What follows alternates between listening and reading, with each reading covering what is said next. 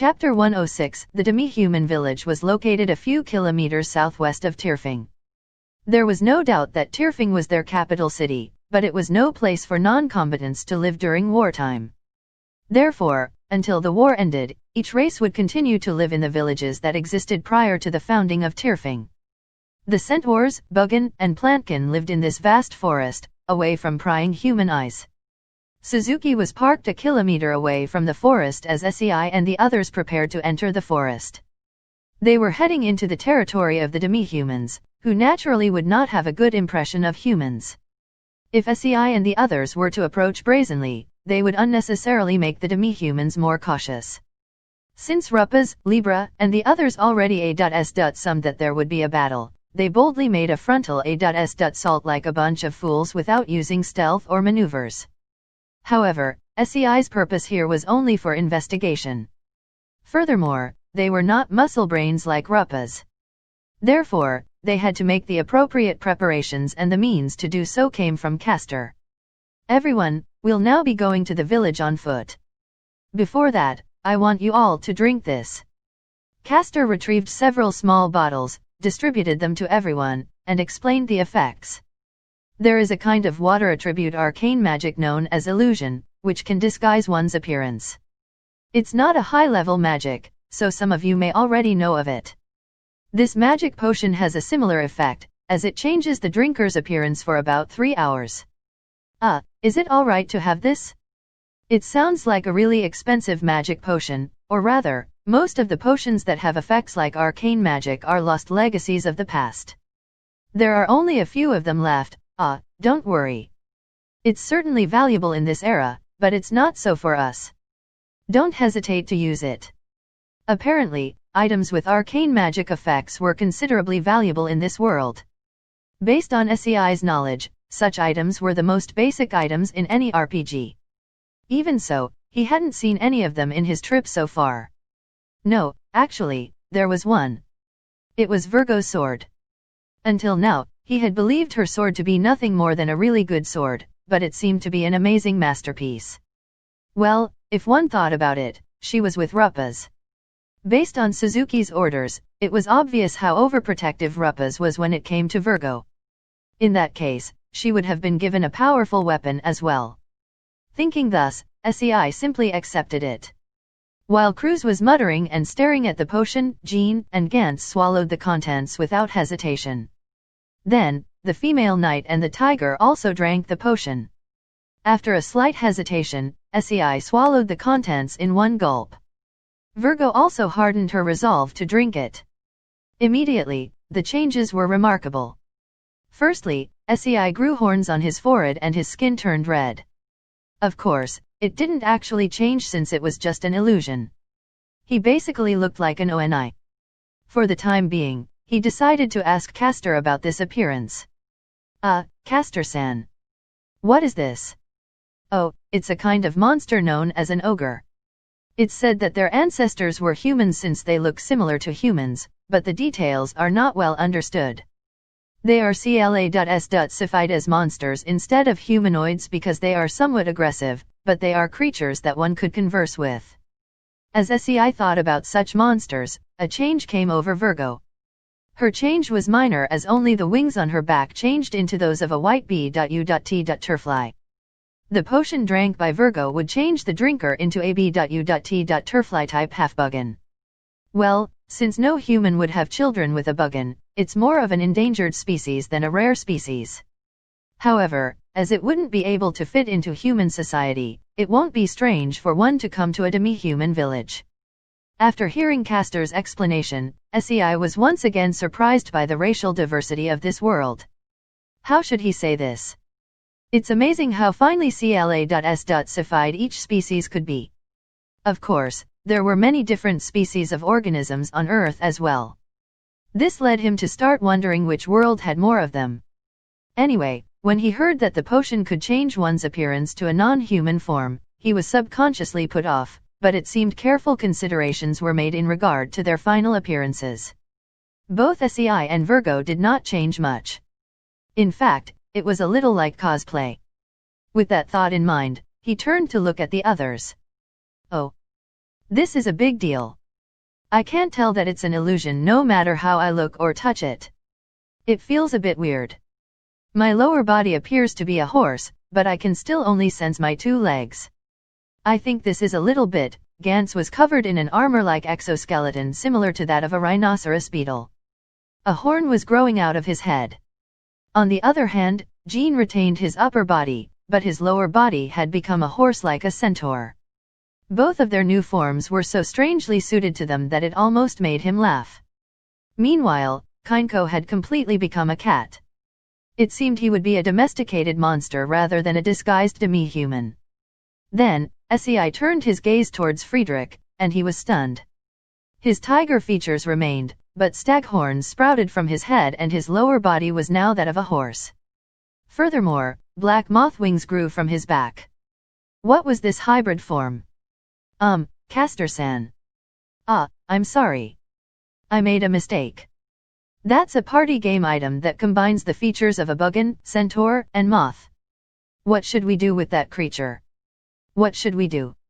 For the time being, they could cover him up with a cloth like what Ruppes did. If only the wings were shown, he could pass as a comrade of demi-humans. SEI finally glanced at the female knight and immediately turned away. The female knight had been transformed into a kind of demi-human known as Arachne. Her upper body was the same, but her lower body was now that of a spider. That was fine in and of itself, but her original appearance now made her look like a gorilla-spider hybrid. Finally, Cruz was transformed into a bipedal GRA.S. shopper monstrous humanoid. Although a GRA.S. shopper humanoid reminded SEI of a certain J.A. Payne's pop culture hero, it didn't look very cool. This was because it was just an ordinary GRA.S. shopper. It wasn't one that was designed to be aesthetically pleasing. Instead, it was basically like a real GRA.S. shopper. What is it, SEI? You look disappointed. And no, it's nothing. It seemed to be impossible to ride a motorcycle or deliver a GRA.S. shopper kick with that form. SEI turned his eyes away in disappointment. He then thought about how to approach Ruppes concerning the golden apple. He didn't mention it when they were in Dropnir because of the impression he would give to the other party. If he had asked for a golden apple on their first meeting, it would seem like he was approaching them with that goal in mind right from the start. At least, that would be what he would have thought if he was in Ruppes' position. No, that was indeed the goal, but there were other priorities as well. First of all, peaceful cooperation with Ruppes was the most important. It would be really bad if he was looked upon with suspicion. That was why SEI didn't freely speak about the apples. Consider this. If someone approached another person to say that he wanted to make peace and then asked for the apples on the same day, it would be unnatural no matter how one looked at it.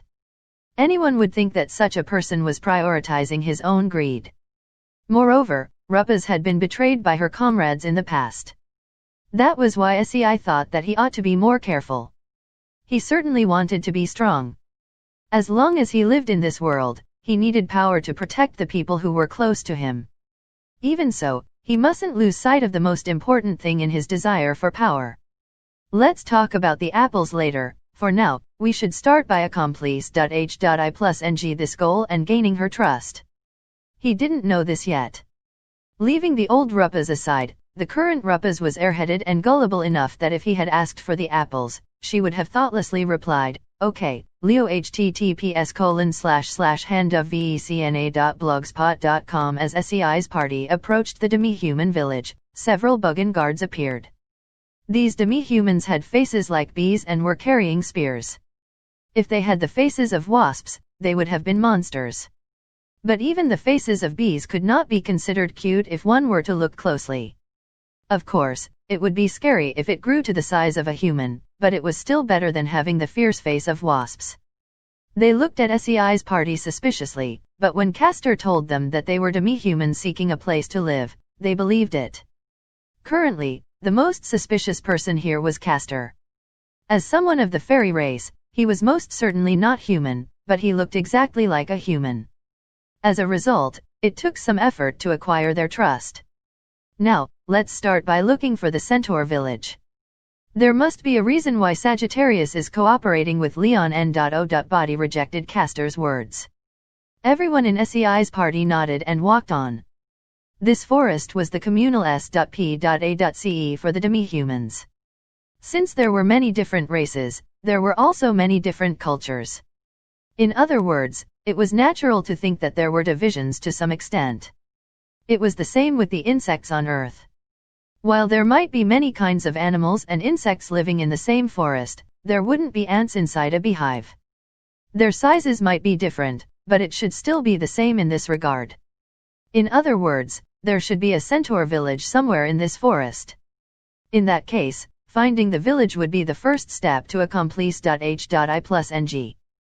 Their goal. Even if you say to look for it, how exactly should we do it? Well, first of all, let's look for the village and ask for directions.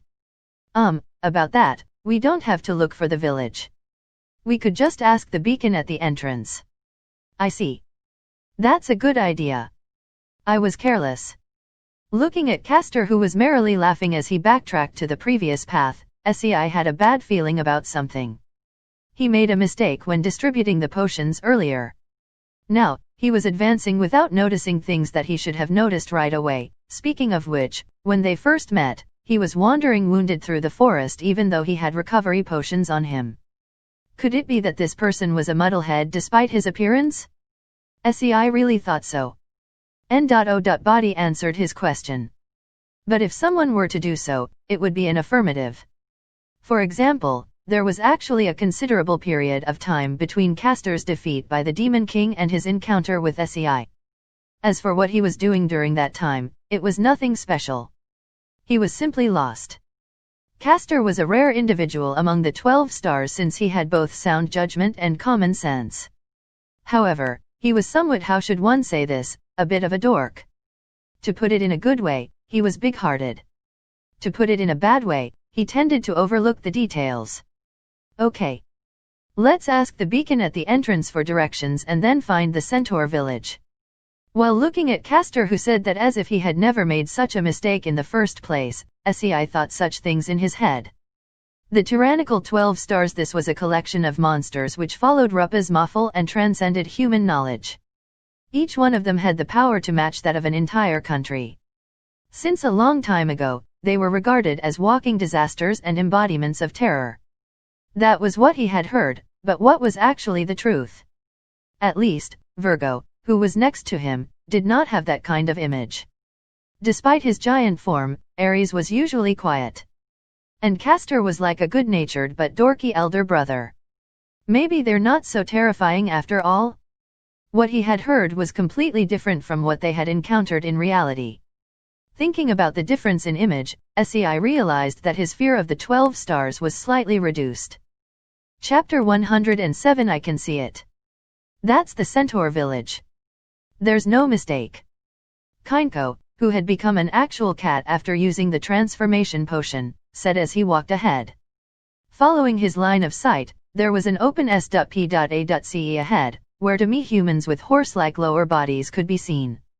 After several tens of minutes, SEI and the others finally arrived at their destination. Their gaits were obviously tired. This was only natural.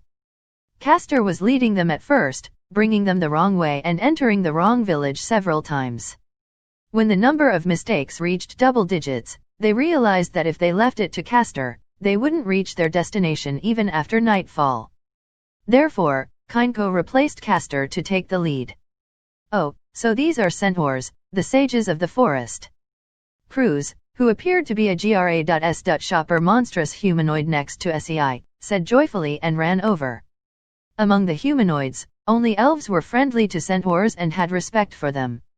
However, he was currently a GRA.S. shopper monstrous humanoid. In SEI's eyes, it just looked like a monster trying to invade the centaur village. Grr, let's go. Ah, I'm sorry. The two of you, please wait here. No, seriously. The weird creatures, Friedrich and the female knight, were trying to advance. Forget the GRA.S. shopper monstrous humanoid, these were true monsters. If they were to approach, it would cause unnecessary terror. Hopefully, they could stop Cruz and just wait here. Then, Jean, who was transformed into a centaur, went forward to approach the village. The centaurs turned to look at SEI and the others with gazes that were not exactly friendly. Was it forbidden for anyone other than a centaur to enter? An old centaur came before SEI and said, "Are you Leon's subordinates? What do you want?" These words gave them a great sense of incongruity. It seemed that the centaur had mistaken them to be Leon's demi-human subordinates, but then why was he hostile? Since Leon and Sagittarius were allies, these centaurs should be subordinates of Leon as well. In any case, it would be difficult to converse if the other party was so hostile. Therefore, they needed to clear up the misunderstanding first. Wait. We just arrived here today to avoid human discrimination. We don't know what it means to be Leon's subordinates. When Jean recited the speech that was prepared beforehand, the old centaur's eyes visibly became calmer. At the same time, the hostility vanished from the gazes of the surrounding centaurs, who were now just looking to observe the situation. It still wasn't really comfortable, but at least it was better than being stared at with hostility. "Oh, is that so? My apologies. We've been rather nervous lately. What's happening? I've heard that demi-humans are following Leon-san. If so, isn't it okay for us to do so as well?" "Well, it seems like things are a bit different from what we heard." Jean casually questioned the old centaur who had softened his attitude. It was his strong point to be able to brazenly do something which others would normally be cautious about. The old centaur growled at Jean's inquiries, but he couldn't respond strongly after their initial threatening attitude. Is that what you heard outside? Certainly, you could say that centaurs are currently part of his group. What a weird way of putting things. Well, yeah, the old centaur scratched his cheek as if troubled, wondering if he should tell the truth. However, he seemed to have concluded that it was not a problem to speak. Perhaps, he was less vigilant since Jean was also a centaur. In that case, the disguise was a great success. We, or rather our chief, Sagittarius-sama, originally didn't think it was a good idea to ally with Leon. He rejected the invitation. Everyone reacted when they heard Sagittarius' name, but they quickly calmed their expressions. The purpose of their current visit was to investigate why Sagittarius was cooperating with Leon. It was really lucky to hear about it so suddenly. But Leon's followers threatened Sagittarius-sama that they would destroy this village if he didn't cooperate. It's really regrettable. I hate my own powerlessness. If it was just Sagittarius-sama alone, he wouldn't have accepted such an idiotic invitation. However, because of us, he was forced to cooperate reluctantly. Hey, why don't you just leave here and run away? The old centaur clenched his fists with heartfelt hatred. But Gantz had some doubts concerning this. If they knew that they were hostages and they really hated Leon, why didn't they run away? In that case, Sagittarius would be free. However, the old centaur shook his head at those words. If we could do that, we would have done so already. But it's not possible. In order to prevent this, Leon has signed supervisors in this forest to watch us. Supervisors? Yes, and they would become our executioners if Leon gives the order. What hateful people they are. As the old centaur spoke, he glanced around. After confirming that there was body watching, he returned his gaze to SEI and the others. In any case, let's go over to my house. The entrance is no place to talk. The old centaur said this and entered the village with SEI and the others following behind. However, the combination creatures, such as Friedrich and the female knight, were left to watch outside. There would be a big fuss if they were to come along. https://handofvecna.blogspot.com. After entering the village, the first thing that everyone noticed was its simplicity. The centaur village consisted of simple wooden houses. There were no other buildings except what was absolutely necessary. Even inside the house, the place didn't seem well ventilated. It was like a stable. Was this really acceptable for the sages of the forest? The centaurs seemed to be interested in what was happening, but none of them approached. Instead, they would look away whenever their eyes met. Unable to understand this, SEI spoke softly to the GRA.S. shopper monstrous humanoid next to him. Cruz-san, could it be that centaurs, yes, they're very timid, or rather, they're very vigilant. I don't think they particularly hate us, but for now, they would probably just observe us from some distance. Although there would be some differences between individuals, the basic personality of the entire race seemed to be fixed to some extent. In that case, Jean would seem like a really strange centaur to them. This was because Jean was a man who was at the opposite end of being timid. Rather than being brave, he was simply reckless. He seemed to have forgotten for some reasons until recently, but when he went into the Black-Winged Royal Tomb, he had to be saved by Ares from the level 100 golem that he challenged. Then, would they have realized that he was not really a centaur? Now that he thought about it, they should have given the role of centaur to someone other than Jean. Well then, come in. They entered the old centaur's house, which was truly a stable. The rooms were separated by simple partitions. There seemed to be piles of straw inside them. It was a wonder how he could live like this, but a closer inspection revealed some furniture and other items at the corner of the house. Apparently, he wasn't completely like a horse. Now then, I want to ask this first. You're not the races you appear to be, right? After entering the house, the first words of the old centaur struck the core of the issue. Everyone was shocked and turned to look at each other. Who was the one who made a suspicious move that betrayed them?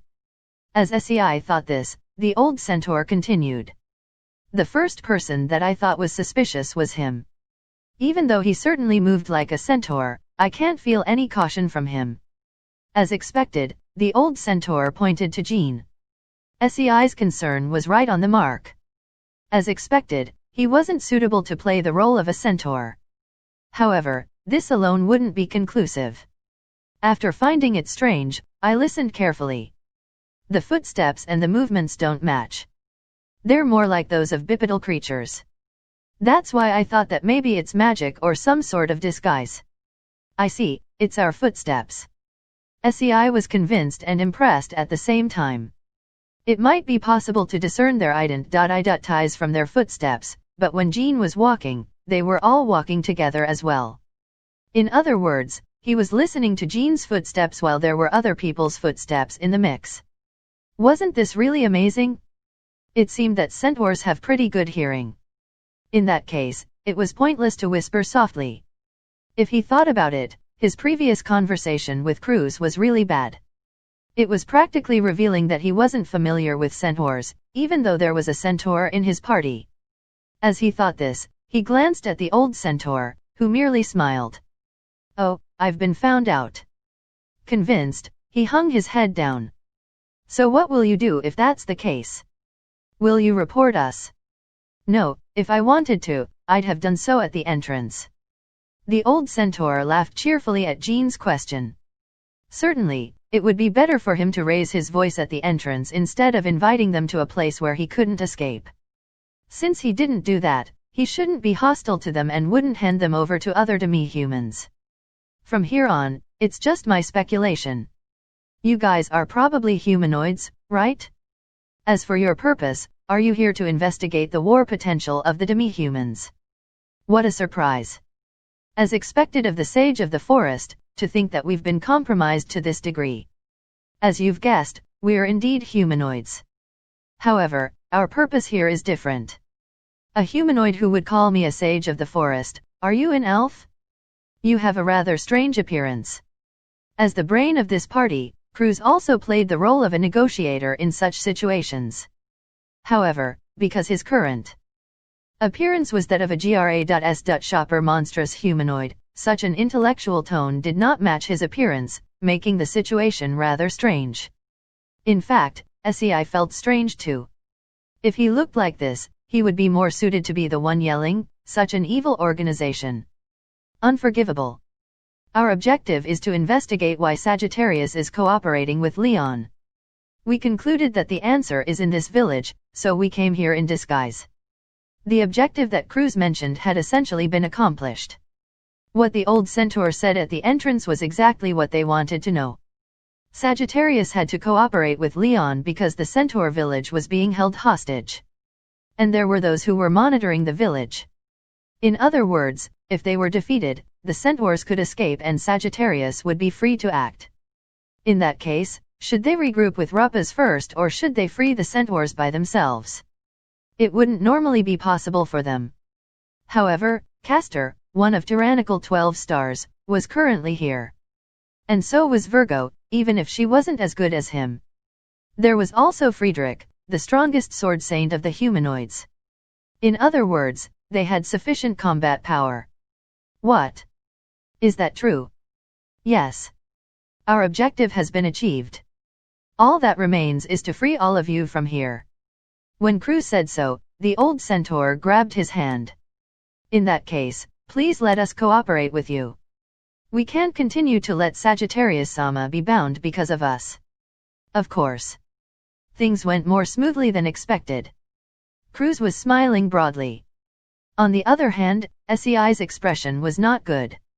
Everything was indeed going well, almost too well. But based on his experience, when something was going well, there would be some reaction behind the scenes. Of course, there was no reason for him to think so.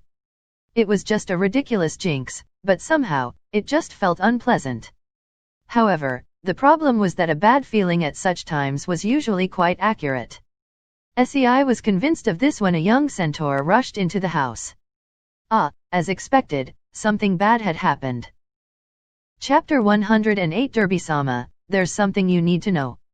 Sarge's army has appeared at the village entrance. Upon hearing the words of the young centaur who rushed in, the old centaur turned pale and looked outside. Apparently, his name was Derby, but now was not the time to be concerned about that. It seemed that something bad was happening. Sarge's. He's the Buggen in charge of the demi-human village. He's a disgusting spider demi-human. When Sei heard that he was a disgusting spider demi-human, he immediately thought of the male spiderkin they met in Dropnir. Considering his ability, it wouldn't be mistaken to think he had a decent position, so it wouldn't be strange if he was leading an army.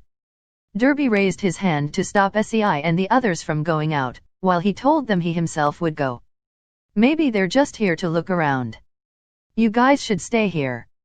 Leaving Sei in the house, Derby took a few young centaurs and left for the village entrance. And then, they confronted the Buggen's army. Led by a male spiderkin, the other side had a Lamia, a Dryad, and a Merman as well as an A.S. assortment of Buggen with weapons standing behind them. On the other hand, there were only a few centaurs. If a fight broke out, the latter wouldn't be a match. What do you want? Humans have infiltrated the village. They should be here, bring them out. Don't know. Those guys aren't here. They're disguised as demi-humans. You don't remember them. There are so many demi-humans, I can't remember them all. Leave. Confronted by the intimidating spiderkin, Derby responded forcefully without a hint of weakness. The atmosphere between them was like a hair-trigger situation. It wouldn't be strange if a battle broke out. The Dryad, who was behind the spiderkin, puffed her cheeks and glared at the centaurs. How arrogant! Are you trying to oppose us? Do you want to attack us? Oh, good. Do it then. That will free Sagittarius-sama. Annoying. Vocalizing her annoyance, the Dryad moved her plant roots. However, the spiderkin stopped her with his hand and said in a cold voice. Stop this pointless provocation. There are children in the village, right? I know you guys won't abandon your children. Otherwise, you'd have resisted already. Derby couldn't respond to the words of the spiderkin, who kept his cool all this while. In other words, it was a fact that things were exactly as he said. Seeing Derby clench his teeth, the Dryad smiled as if she had thought of something. Hey, Sergeant. I've a good idea. Just one person will do. How about killing one as an example? How about it? Hostages must be kept alive for them to be meaningful. It's foolish to kill them pointlessly. You're saying that again. Isn't it just because you don't want to do it? I'll do it for you then. The Dryad said casually as she reached out her branch. The branch caught a centaur child who was watching from the back. The other centaurs couldn't even stop her as she retracted her branch and caught the restrained centaur child. I caught you. Eek. What are you doing? Don't lay your hands on the kids. Please be at ease. This is the only time I'll do it, provided you guys are honest with us. Despicable. Some of the young centaurs charged angrily at the dryad. However, the dryad's arm turned into a whip and repelled the centaurs. Well, this time, you're reaping what you sowed. Be sure to learn your lesson next time. The dryad concentrated wind arcane magic in her hands and tried to cut the centaur child. However, the spiderkin grabbed her hand and stopped her ma.s.saker. Wait. What are you doing? You're too hasty in making a conclusion. The centaurs are certainly a threat right now, but even so, they are still fellow demi-humans. If Sagittarius-sama cooperates with us sincerely, they would be our comrades. I can't approve of reckless killing which could lead to future problems. Sergeant, you're really sweet. The dryad and the spiderkin confronted each other and a tense atmosphere developed. Eventually, the dryad yielded, sighing as she looked away. Seeing this, the spiderkin relaxed as well.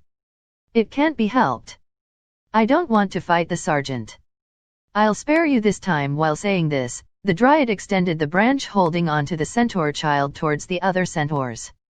It seemed she was going to return the child to them.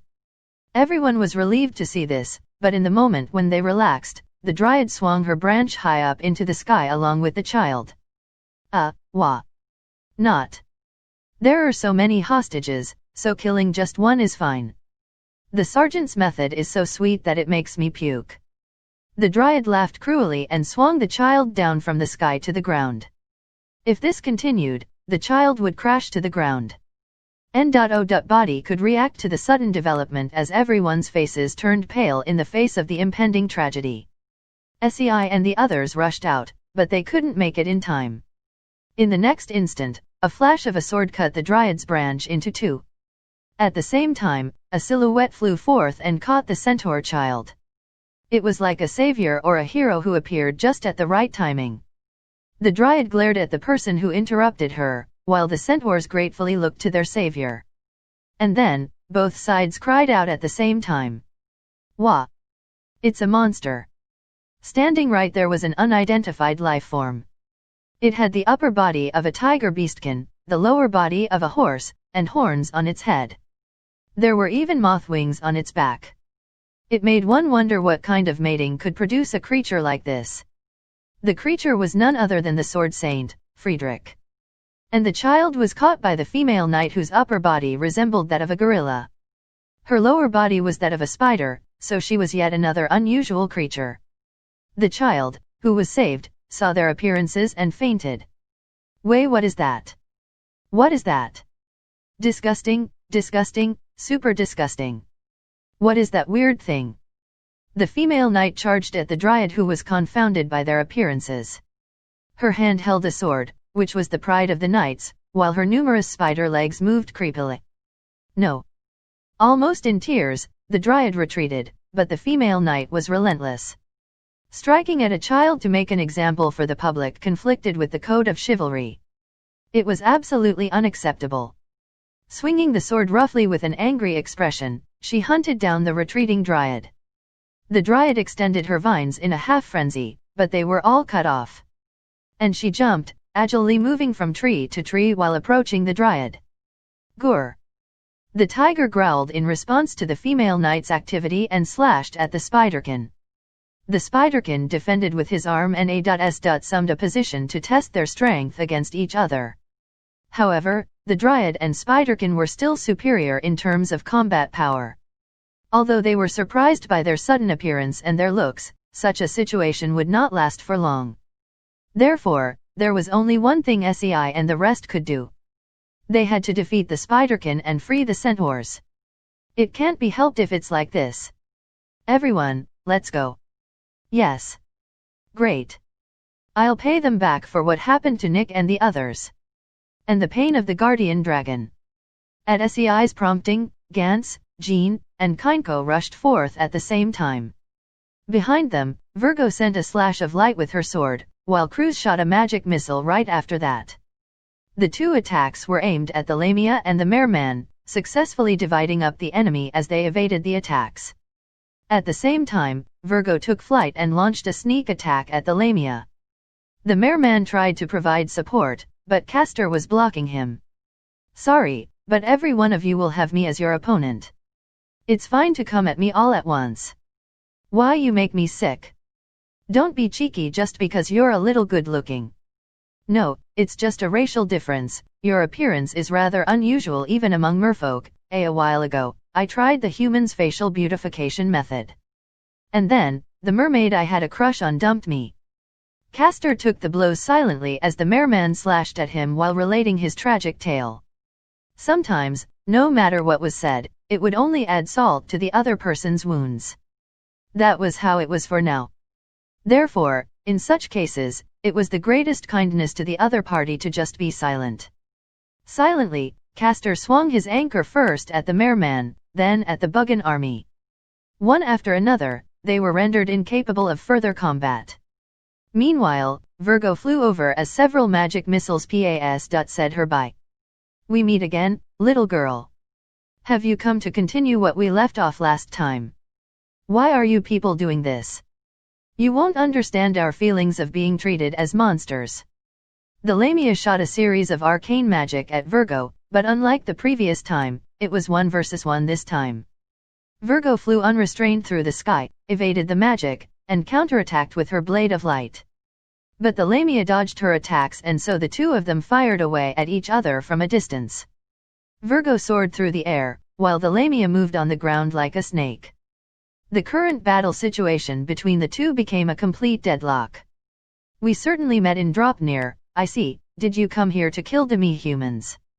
"It's really not like that. Well, I can't deny it either. https://handofvecna.blogspot.com. On the other hand, SEI, Gantz, Jean, and Kainko had to join forces in order to bring the fight to the Spiderkin. Even as they boldly attacked from all directions by taking advantage of their numbers and combinations, they were all guarded against by his arms. When he started to counterattack, Jean was sent flying into a tree. "Hey, Spider B.A.S.T.A.R.D. You seem different from the others, so let me give you some advice. Stop following that idiot Leon.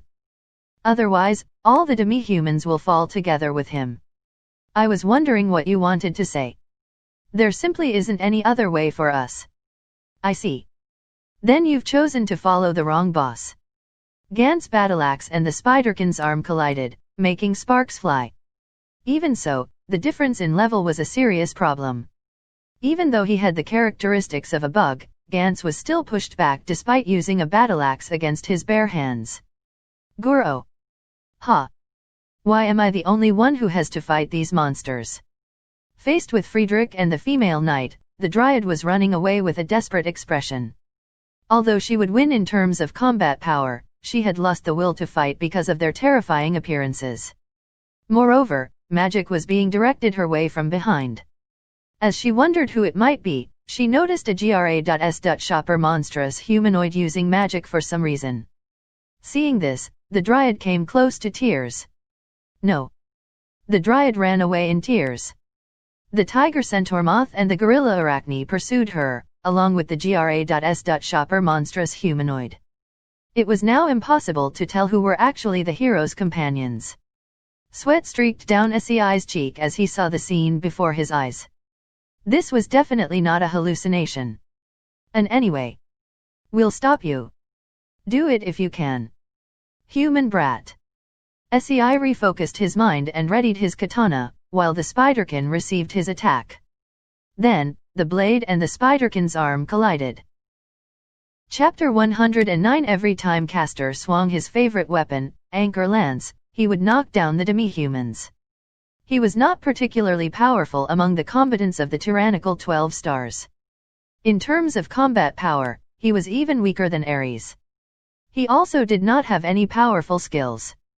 Yet, Castor was still one of the combatants of the tyrannical 12 stars. Even the non-combatants of the 12 stars, such as Parthinos and the fairy princess who was the other half of the twins, had extraordinary strength. As a marginally qualified combatant among them, his strength was sufficient to match 1,000 warriors all by himself. There were several hundred demi-humans, while Castor was alone by himself. However, the demi-humans were the ones who were overwhelmingly disadvantaged. This was because Castor's strength could truly match several thousand individuals. Therefore, regardless of whether there were several hundred or several thousand people fighting, it would just be a dead rubber match in which the victor was already decided. Even so, he was still one of the 12 stars who had a decent personality, thus he had been holding back to avoid killing the demi-humans. If Libra, Agacaros, or Scorpius were here, the lives of the hostile demi-humans would not be taken into consideration. With just a few dozen seconds, the entire place would be littered with corpses. Storm Circle. The winds were released in all directions with Castor at the center. That alone was enough to render the demi-humans in front incapable of fighting, while the warriors behind them were visibly frightened. If Castor was serious, he could have defeated the ones who were behind as well. However, if the winds were strengthened to such an extent, some of the demi-humans in the front might end up dead. The demi-humans seemed to have understood this and they realized they had no chance of victory. What are you doing? Hurry up and get rid of that handsome B.A.S.T.A.R.D. B. But, if you don't go, I'll kill you all. If you don't want to die, go. Wah. After being threatened by the Merman commander, an Arachne in the vanguard cried out and charged. The upper body of an Arachne was no different from that of a female human. This young Arachne would be considered adorable if one looked only at her upper body. However, her lower body was that of an ugly spider. The mismatch merely invoked more disgust. Castor disarmed the Arachne girl as she thrusted her spear at him. She was thus effectively neutralized. After getting disarmed, the Arachne girl shut her eyes firmly and prepared for the killing blow. But Castor gently tapped her head as she cowered in fear. When the Arachne opened her eyes in bewilderment, Castor flashed her a sparkling handsome smile. Please stop. A weapon doesn't suit a pitiful child like you. Why yes, she smiled in relief, showing her S.H.I plus New York white teeth.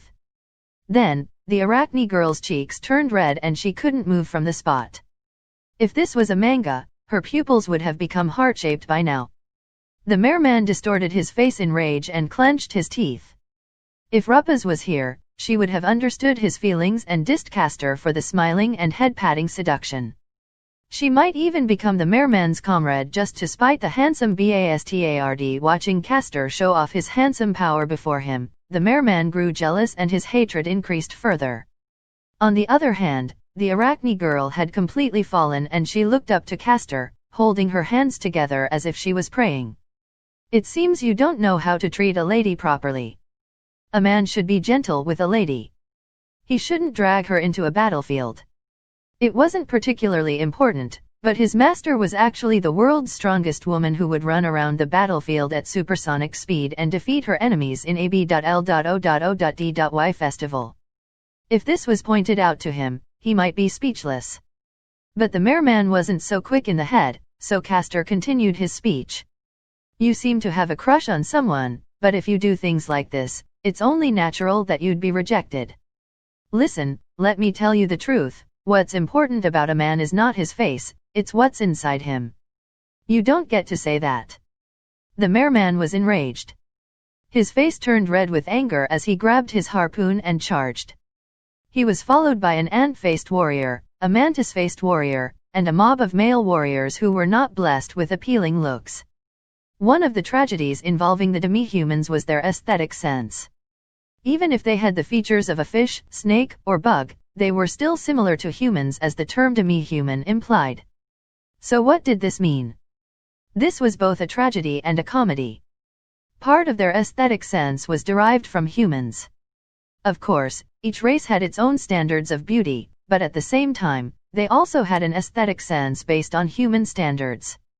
For example, consider the dragonfly-faced Buggen. Although other races might see them all as having monstrous faces, they could still clearly differentiate between the beautiful and ugly individuals among themselves. Even if others could not tell them apart, a handsome individual would still be popular among other dragonfly Buggen. This was true regardless of gender. However, at the same time, they could also discern beauty by human standards. Thus, if there was a beautiful human girl before them, they would not find her ugly because she didn't have a dragonfly face. Like humans, they would recognize her as a beauty. This was where the tragedy began. Even if one had the most handsome dragonfly face, humans would see him only as a monster. If he were to confess to a human girl, she would only run away. In other words, Castor was a handsome guy whose appearance made them feel bad about themselves. Not only could he catch the eyes of human beauties who would never turn to look at them, even female demi-humans would find him attractive. How absurd! How unfair! However, this was only natural if one were to think about it. After all, Alovenus, the G.O.Dis of love and beauty, stood at the top of this world. Since she was the G.O.Dis of beauty, she wouldn't be considered plain even if seen from the perspective of non-humans. In other words, Alovenus appeared beautiful to every race and every creature. Such a sense of beauty was instilled in all living things. The standards of beauty in this world were ultimately based on Alovenus. And since humans had an appearance which was the closest to Alovenus, they stood in the center of the aesthetic sense which was common to all living things. Therefore, no matter how different one's appearance might be, a good-looking human face was regarded as beautiful by all creatures. Right at this moment, their hearts were as one. They had a sense of unity like never before. Their cries were a song of lamentation by the males who were not popular. Their tragic lives flashed before their eyes as they charged at Castor. There was once a village girl who frequently came to the forest in order to harvest herbs. Whenever I tried to help her after she lost her way, she would scream, "Monster," and run away. When I tried to return the things she dropped back to her, she would be scared out of her wits. Since it couldn't be helped, she returned to her original location and she met a bear beastkin. For some reason, they started skipping and dancing. After meeting the bear in the forest where flowers bloomed, they eventually got married. She was now the fourth royal consort of Draupnir. Because he was a beastkin, the human found him cute, so he got greedy. Giving in to jealousy, despair, and hatred, they pushed themselves beyond their limits. Showing the highest level of training they could ever muster, they became one with malice and challenged Castor. Meanwhile, Castor swung his fist upwards at those men. Gemini Meteor Fist. His fist penetrated the sky, turning those men into meteors. It was actually nothing special, just an ordinary uppercut. They were simply blown away by the wind magic. There was actually no such skill as Gemini Meteor Fist. A single blow took them out. They lost the ability to fight as they crashed to the ground. As they lost consciousness, they thought, "You handsome B.A.S.T.A.R.D. Just perish." Leo https://handofvecna.blogspot.com. The battle between Virgo and the Lamia became a long-distance shootout. It wasn't intentional. It just became like this before either of them realized it.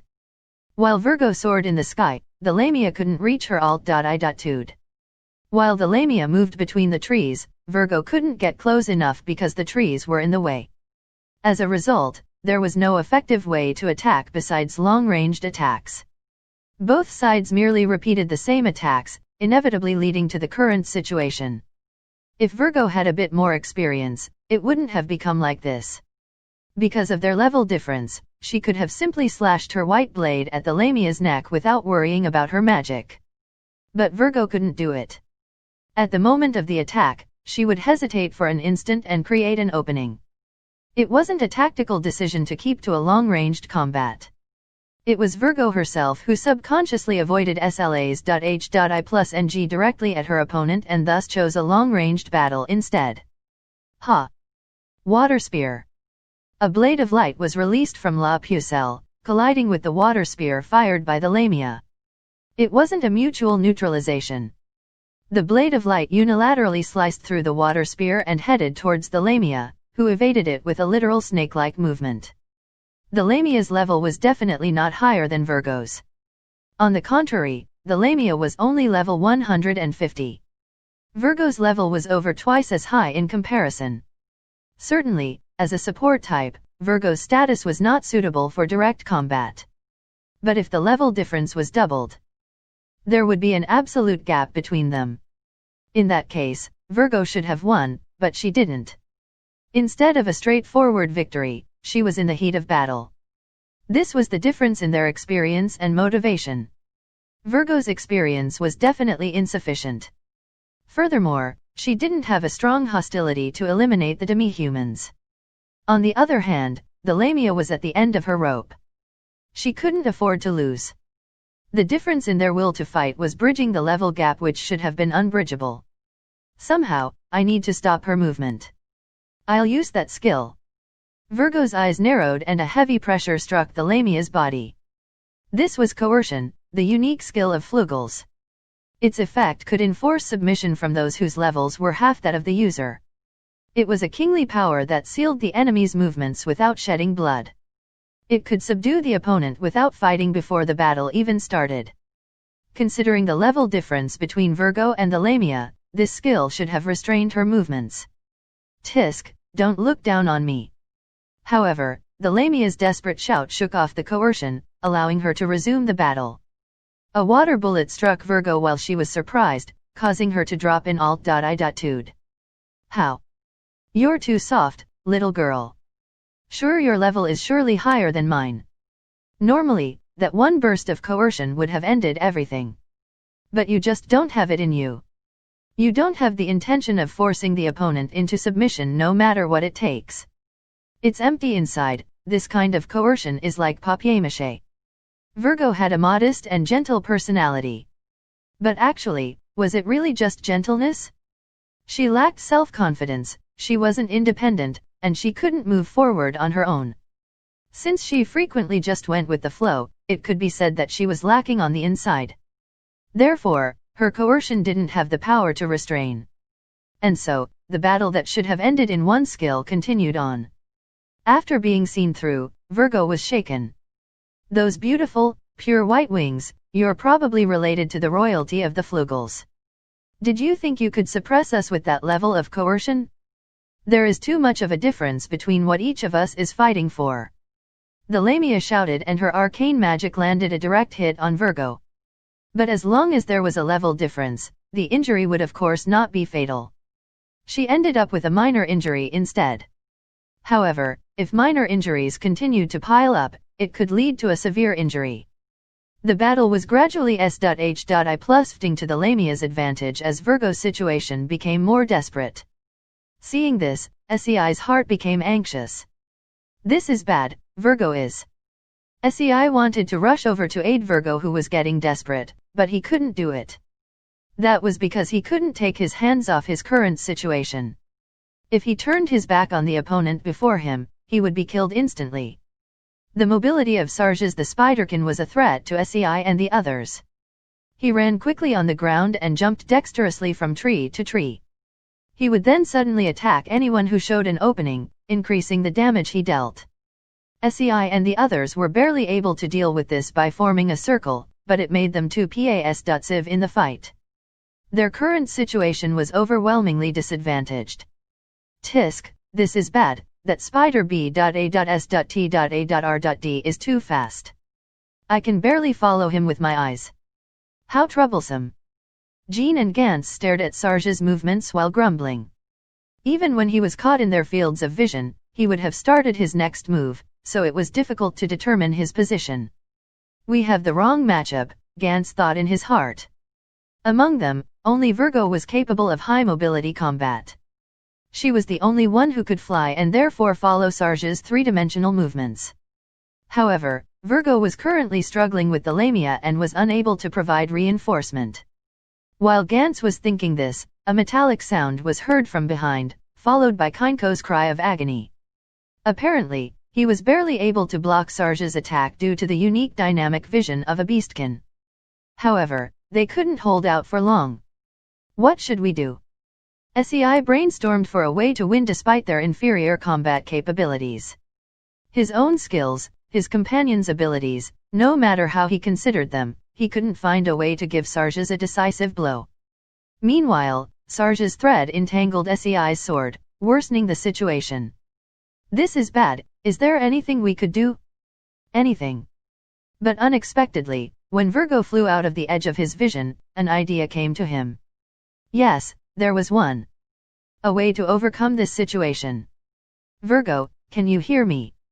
If you can hear me, I want you to shout out what I say. Shout this out. SEI opened his mouth to speak and then stopped. Honestly, he wondered how things would change. Perhaps, as a result of saying this, he might end up getting killed. However, there was no other option now. He just had to try hard at resolving the misunderstanding later. Say, this guy is a Shuken. Somebody, save me. It's fine, just shout that out. You'll find out what it means. The words SEI spoke was incomprehensible. No, the meaning was basically understood. Although she had never heard of the term Shuken, she could understand that it was basically a request for help. But whom should she be seeking help from? And where would this person be? Virgo opened her eyes wide. After hearing the request, Sarges, the Lamia, and Gantz were wondering if SEI was still right in the head. But SEI was convinced that this was the incantation to reverse their situation. If Virgo were to say this, that would surely come. Then I'm saying it? This guy is a Shuken. Somebody, save me. Virgo shouted, despite not knowing SEI's intention. Nothing changed. No, it just appeared as if nothing changed. But that was not actually the case. After hearing Virgo's cry, that thing approached at Astanis.h.I plus ng speed in order to eliminate the insolent target. Its creator had given strict orders. If an insolent fool appeared to touch Virgo, beat him to within an inch of his life. Yes, boss. And so, Suzuki came running. It accelerated and headed towards the demi-human village at maximum speed. While moving, its shape changed and it quickly reorganized its body with gotcha-gotcha sounds. Several parts were rearranged and the doors became steel arms. From the bottom, legs were extended. It abandoned the form of a car to become a steel giant. Just like something from a robot anime, the eyes on its head were covered by a visor. In the back, twin eyes shone bright red. The giant ran in a stunning form like a marathon runner. In order to obey the highest priority command given by Ruppaz, it had summed its salt form. Its right hand was holding a mana saber that was made using Libra's left scale as a model. Its left hand was holding a mana rifle that fired compressed mana instead of live ammunition. Later on, its creator, the Black-Winged Overlord, said, "Honestly, this is too much." It jumped over the demi-humans at the village entrance and rushed in, breaking through any tree that was in the way. And it saw her. The figure of Virgo, the target to be protected.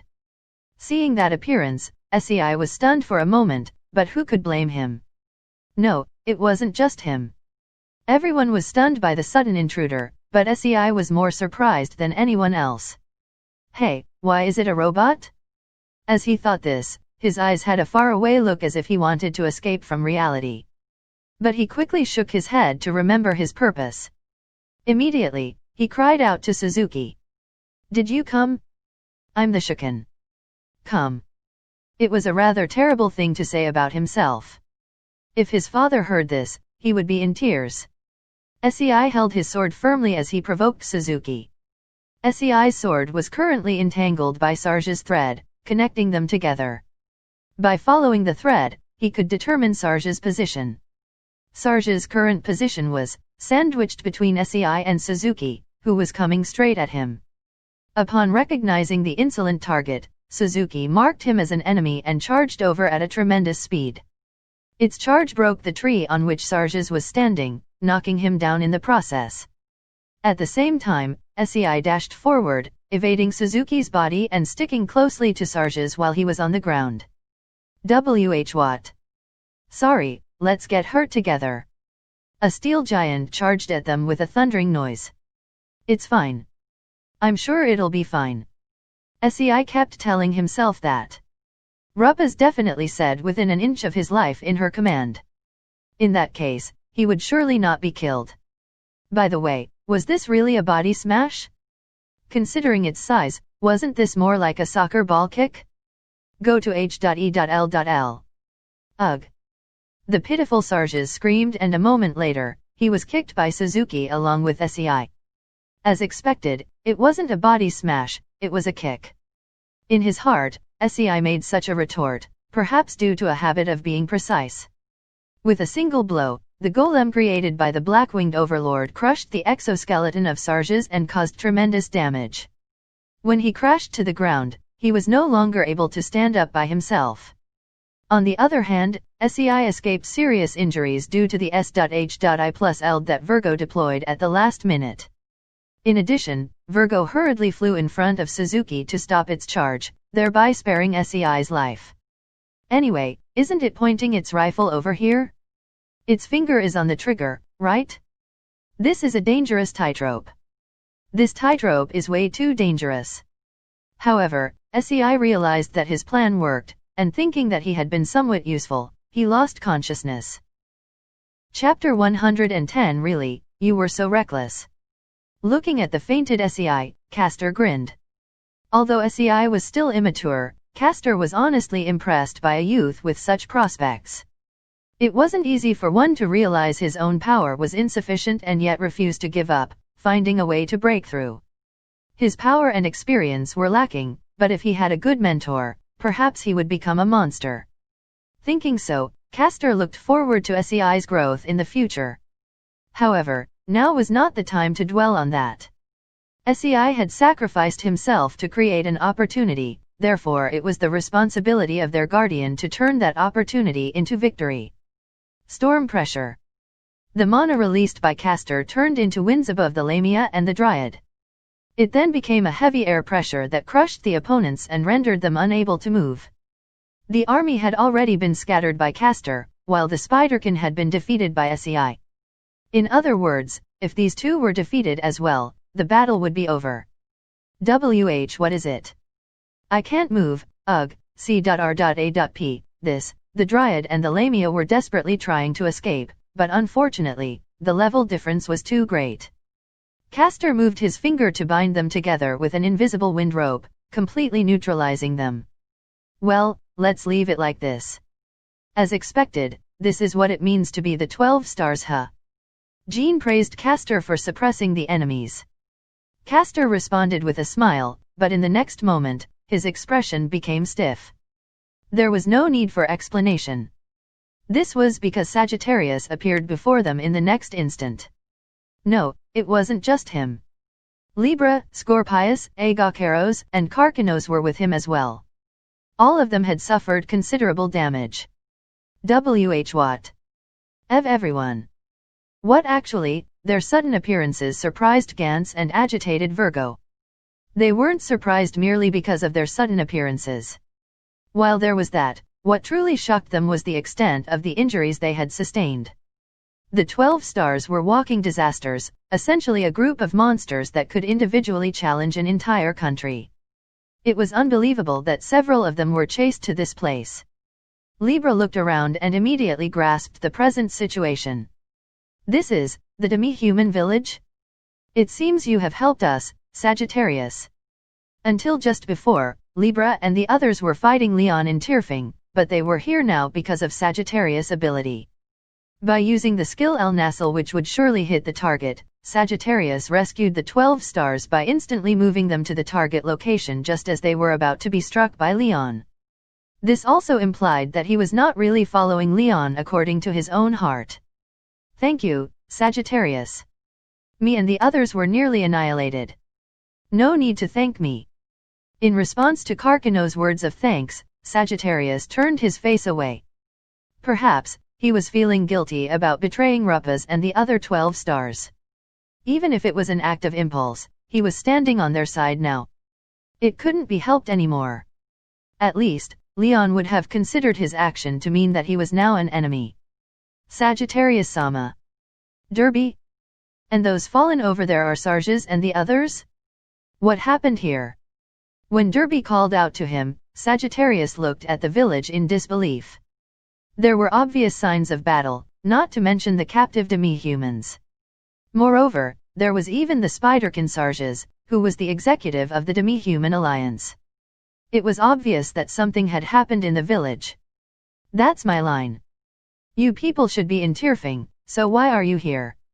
Moreover, you're together with Sagittarius, can you tell me what is the current situation? Likewise, Castor and the others were also unable to grasp the situation. To them, it seemed the members who should have been in Tirfing just suddenly showed up here. Libra said, and decided that firstly, it seemed necessary for them to try and grasp the current situation. That's true. Then, let's start by exchanging information. Leo https://handofvecna.blogspot.com Ares leaned against the ruined wall and squatted down. He really wanted to follow Leon right away, but since he knew that he had no chance of victory, he just couldn't move his legs. This wasn't just a matter of his will and courage. It was also an instinct of what might happen to him if he opposed the ultimate predator, Leon. The difference in rank was determined at the moment of birth.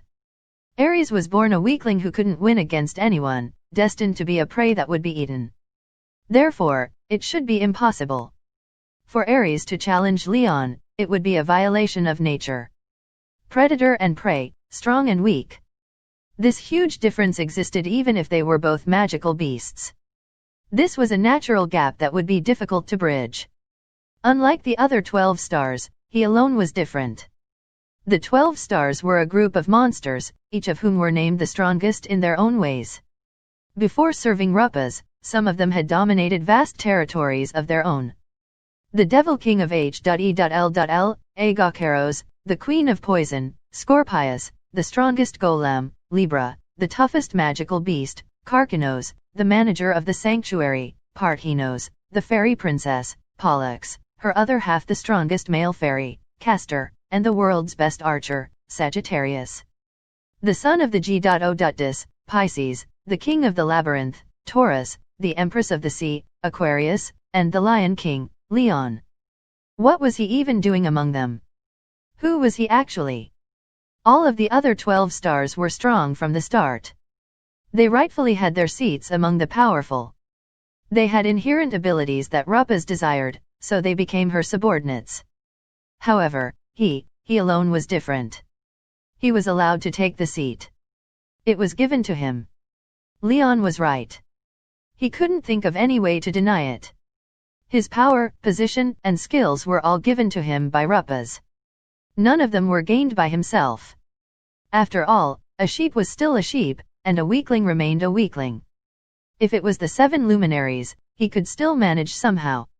But if he was faced with a truly strong opponent, his false mask would be peeled off and his inherent weakness would be exposed. Originally, Ares was not a combat-oriented magical beast, so his will to fight was naturally weak. That was why there was nothing he could do. He couldn't defeat Leon. He couldn't do anything. Surely, Agacaros and the others would do something about it this time. After all, they were strong, unlike himself. Are you not going to fight? Hearing a voice, Ares raised his head. It was Dina, who came back some time ago. During the battle, she was the first to leave after seeing the threat posed by Leon, but it seemed she had returned. Dina crouched before Ares and looked into his eyes. Leon-sama went after everyone. I know. Why is she preaching even though she ran away herself? Ares thought so, but he didn't say it aloud. It was a fact that he was a coward who did not join the battle. In that case, it couldn't be helped no matter what was said about him. Even if I go there, it's meaningless. I won't be able to do anything. There's no way I can defeat Leon. Oh, but that's not the case at all. Isn't Leon-sama most frightened of Ares-sama? Although Dina seemed to be talking nonsense, Ares did not change his expression at all. Flattery was a common practice, but if there was too much, it would be exposed as a white lie. It would be really disheartening. It was like motivating a child, it was like having a strong man tell a kid, who was playing with a papier-mâché toy sword, wow, amazing, so amazing. You could kill even the Demon King in one hit. He would feel like he was being played for a fool and just couldn't take it seriously. The fire given to you by Rupas-sama is an incomparable flame that shouldn't normally exist and can vary its power according to the vitality of the opponent. No matter how powerful the opponent is, the threat you pose to him is always the same. The stronger your opponent, the stronger your flame will be, scaling in power without limits. Rupa-sama devised this in order to break the existence that is remotely high above. The G.O.D killing flame is given to you alone. Such flattery is Gus.H.I plus NG out of you so smoothly. That's because it's true. Aries looked at Dina in a daze, while the latter had a smile on her face as usual. He still couldn't understand what she was thinking, but her casual attitude was unwavering. I don't know her true character, Aries thought once again. In his current memories, she indeed existed 200 years ago. However, Libra said that it was a false memory that was planted by Dina. In that case, who was she truly? What was she doing here? But it's impossible. You saw Leon's power earlier, right? He was strong to begin with, then something strange happened. I can't do anything about that. Oh, the G.O.Dis modification, one pattern, right? It's certainly annoying, but it's okay. It actually isn't as strong as it looks. Dina smiled and then said something really outrageous. That's because he's the type of man that the G.O.Dis hates most. It's natural that it should be given. It's natural that he should be blessed. There's no appreciation at all. He just thinks that it's his natural right to receive all these things. People like that are just fools. Because of them, the G.O.Dis had to stop saving people and think of new methods. There's no real power in him. She won't be pouring any love into him. It was as if she was really familiar with what the G.O.Dis liked. If Leon-sama wins and defeats Rupa-sama and the rest, it would be very convenient for the G.O.Dis. That's why she is doing this. Her feelings must be really complicated right now, since this was an act of denial. That's why the power she bestowed was just a small portion, a fragmentary piece. If he wins, it would be convenient. On the other hand, she thinks that he should lose. She wants him to lose. It was as if she was reading the thoughts of the G.O.Dis. That guy doesn't deserve to win. A deserving person is one who doesn't bring shame to the name of the hero, a brave child who is nurtured to become the protagonist of the story. Therefore, technically, it's fine even if Leon-sama loses. If he's lucky, he can get rid of 1 or 2 members of the 12 stars. She doesn't hope for any more than this. In the worst-case scenario, it's fine even if Leon-sama, who is the strongest of the 12 stars, continues to accu hatred and ends up dying without accomplice.h.I plus ng anything. She isn't expecting much from him to begin with, so she won't have given him a lot of power. It was as if she knew what the goals of the G.O.Dis were. A man like this is not needed. That sounded as if she was the G.O.Dis herself. For the first time, Aries became cautious about Dina. He had been warned by Libra before, but he had thought sweetly of her in his heart. He couldn't really consider her an enemy. But it was different now. He felt perplexed that she might actually be an enemy. His suspicion of Dina was growing. Dina-san, who are you, seriously? Who am I, huh? I'm not really an existence that's worth mentioning. But if I have to say, I'm someone who's unable to become anyone. As she said this, Dina smiled as if she was mocking herself. And then, she stood up and raised her palm towards Aries. A variety of buff effects was applied to Aries, raising all his statuses. It's nothing like the G.O.Dis modification, but it's still my full-powered buff with divine magic. This should make it a bit better. Now then, get going. Your battlefield is not here. What about Dina-san? I won't be fighting, you know. After all, I'm just a weak girl. She smiled as she confidently said that she wouldn't be joining the fight and then created a fracture in S.P.A.ce. Apparently, she was fully intending to skip out on it. However, this was strangely just like her. Aries felt like he couldn't say anything about it. Well then. Good luck. After those final words, Dina vanished completely. Aries was left there with a face like a foolish rc.o.o.n. Eventually, he looked up and leaped in the direction where Leon had leaped.